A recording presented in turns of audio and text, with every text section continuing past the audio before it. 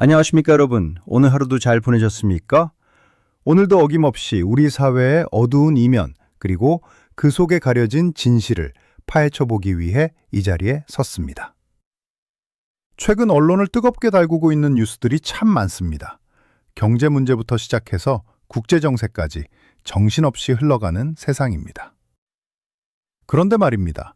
우리가 이렇게 눈앞에 거대한 담론에 집중하고 있는 사이 정작 우리의 일상을 뒤흔들고 수많은 사람의 목을 위협하는 심각한 사건들과 사회적 징후들이 소리 소문 없이 묻히거나 혹은 겉핥기식으로만 보도되고 있다는 사실을 알고 계십니까?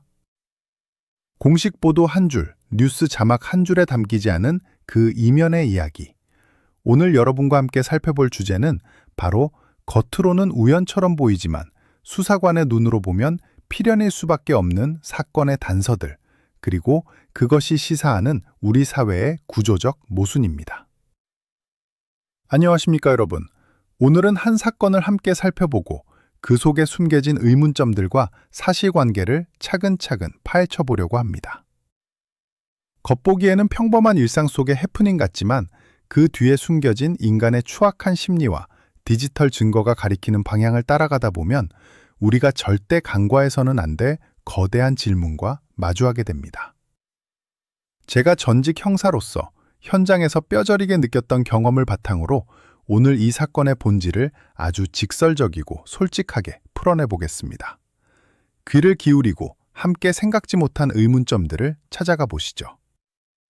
자, 그럼 본론으로 들어가 보겠습니다. 자, 먼저 최근 새롭게 언론을 통해 드러난 공식 보도 내용과 속보들을 차분하게 정리해 보겠습니다. 사건을 분석할 때 가장 위험한 게 뭔지 아십니까? 바로 선입견입니다. 선입견을 버리고 오직 객관적인 팩트만 놓고 판을 짜야 합니다.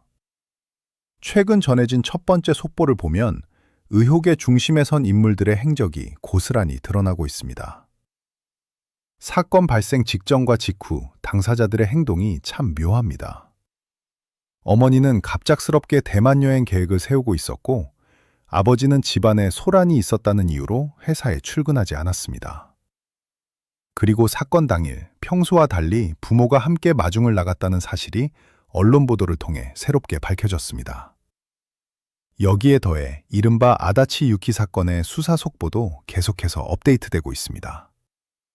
현재 경찰은 대대적인 디지털 포렌식과 위치 추적을 통해 용의자의 목을 조여가고 있는 상황입니다. 범행 현장 주변의 차량 주행 기록, 스마트폰 GPS 데이터, 그리고 기기 내의 검색 이력까지 샅샅이 뒤지고 있다는 소식이 들려옵니다. 공식 발표에 따르면 경찰은 아직 신중한 태도를 보이고 있지만 수사팀 내부에서는 이미 상당한 수준의 증거를 확보한 것으로 보입니다.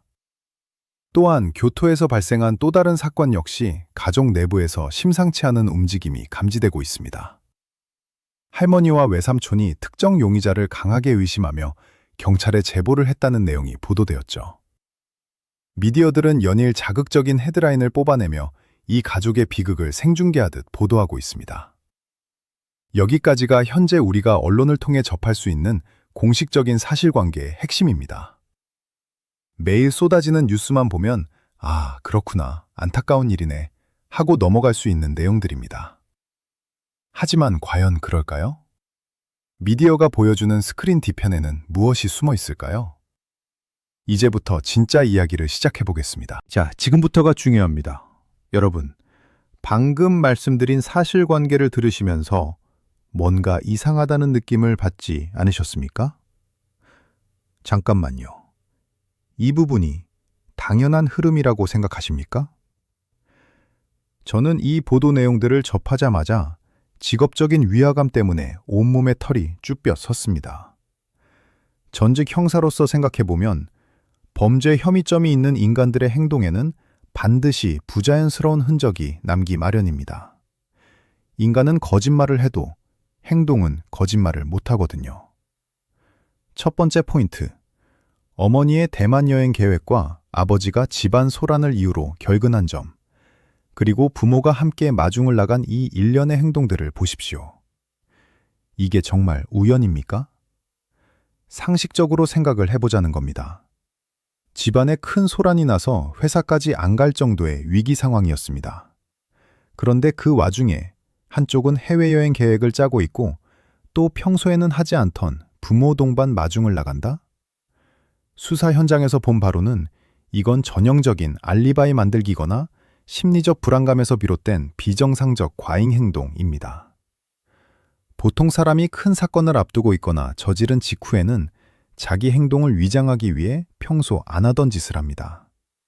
우연히 너무 많이 겹칩니다. 여러분, 동전을 5번 던졌는데 5번 다 앞면이 나올 확률이 얼마나 되겠습니까? 이건 우연이 아니라 설계된 필연이라고 보는 것이 합리적입니다. 부자연스러운 행동 뒤에는 반드시 감추고 싶은 무언가가 있습니다. 두 번째, 아다치 유키 사건에서 어머니의 개입 가능성에 대한 이야기입니다. 미디어에서는 어머니 역시 공범이 아니냐는 자극적인 추측을 쏟아내고 있지만 제가 보기에는 어머니의 개입 가능성은 극히 낮아 보입니다. 왜냐고요? 만약 어머니가 깊숙이 개입했다면 사건의 뒤처리 방식이 이렇게 허술하고 감정적이지 않았을 겁니다. 오히려 디지털 증거들이 가리키는 방향은 전혀 다른 한 사람을 향하고 있죠. 여기서 중요한 건 경찰이 왜 알면서도 바로 체포하지 않고 시간을 끌고 있느냐는 점입니다. 일명 우효가세 수사, 즉 일부러 용의자를 풀어주고 지켜보며 더 확실한 증거를 수집하거나 공범을 솎아내는 기법을 쓰고 있는 겁니다. 경찰이 움직이지 않는다고 해서 노는 게 아닙니다. 현대 수사에서 디지털 증거는 빼도 박도 못하는 절대적인 힘을 가집니다. 스마트폰 검색창에 입력한 단어 하나, 차량 내비게이션에 찍힌 지 PS 좌표 하나가 용의자의 목을 죄는 가장 날카로운 칼날이 됩니다. 인간의 기억은 왜곡되지만 디지털은 거짓말을 하지 않으니까요. 자, 그럼 이 사건들을 단순히 일회성 미스터리로 소비하고 끝내야 할까요? 절대 아닙니다. 사건을 파고들다 보면 결국 우리 사회의 어두운 구석구석과 연결되게 되어 있습니다. 이번 교토 사건만 해도 그렇습니다. 가족 내부에서 조모와 외삼촌이 용의자를 의심하고 있다는 건 이미 가족이라는 울타리가 내부에서부터 완전히 붕괴되었다는 서글픈 방증입니다. 그런데 대중 언론들의 태도를 보십시오. 사건의 본질이나 예방책에는 관심이 없고 가족 잔혹사라는 자극적인 프레임만 씌워서 시청률을 올리기에 급급합니다. 솔직히 말씀드리겠습니다. 미디어가 이렇게 자극적인 범죄 보도에 열을 올리는 진짜 이유가 뭐라고 생각하십니까? 대중의 눈과 귀를 가리기 위해서입니다. 지금 우리 사회에는 이 사건 말고도 다루어야 할 중대한 구조적 문제들이 산더미처럼 쌓여 있습니다. 예컨대 에노코 관련 이권 문제, 글로벌 공급망을 흔드는 히토류 확보 분쟁, 그리고 국민들의 삶을 통째로 바꿀 수 있는 헌법 개정 논의 같은 정치 사회적 아젠다들이 엄연히 존재합니다. 하지만 권력과 미디어는 이런 골치 아픈 구조적 문제들을 깊이 다루기 꺼려합니다. 왜냐? 시청률이 안 나오고 기득권의 심기를 불편하게 하니까요. 결국 대중의 분노를 자극하기 가장 좋은 잔혹한 범죄 사건을 전면에 내세워 본질적인 사회 구조적 질문들을 묻어버리는 겁니다. 더 나아가 아다치 유키 사건의 이면을 들여다보면 우리는 재혼 가정 내 아동 안전이라는 뼈아픈 사회적 과제와 마주하게 됩니다. 통계적으로나 제 경험으로나 재혼 가정 전체를 매도할 수는 없지만 사각지대에 놓인 아이들이 가정 내 폭력과 방임에 노출될 확률이 높은 것은 엄연한 사실입니다.